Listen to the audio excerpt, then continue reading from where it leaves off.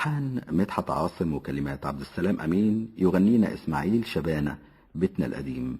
الغنوة دي اتسجلت في الإذاعة المصرية يوم 21 ديسمبر سنة 1965.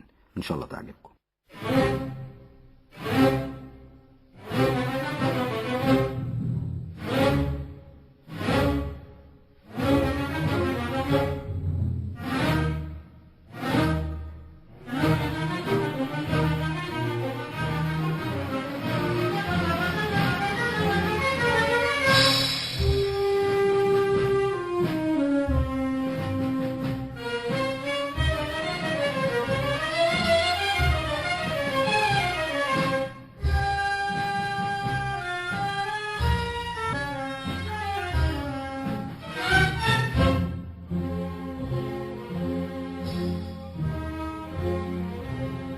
بيتنا القديم ابو سور اخضر ابو برج حمام، وباب صغير على كتفه اللي بلا بنام.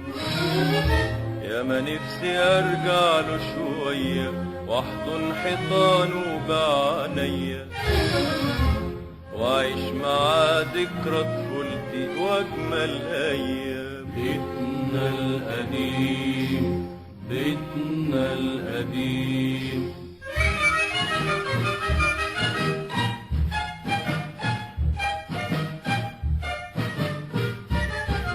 بيتنا اللي على عتابه حبيت، ومشيت وانا صغير وجريت، وعشت في حب طفولتي اول واخر ما حبيت،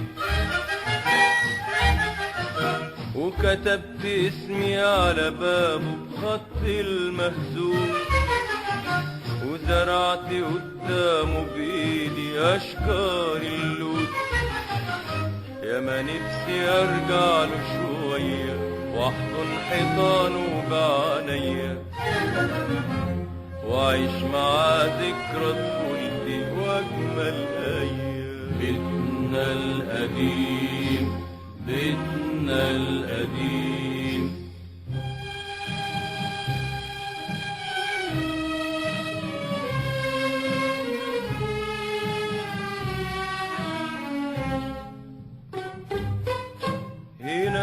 هناك ورا السور الاخضر قلبي نقش قصة حبي. السور ده كان بالنسبة لي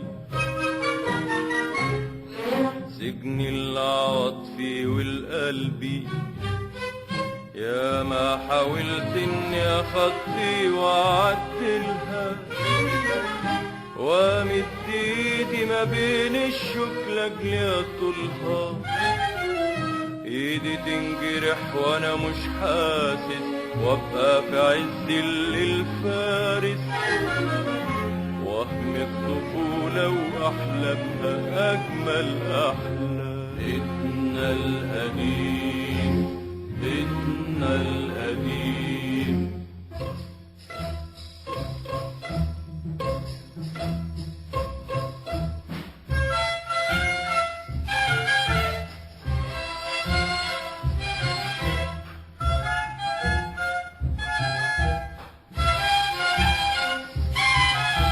ودارت الايام بينا واتمرجحت بينا الدنيا، وطفلة امبارح كبرت واتمتعت بحياة تانية،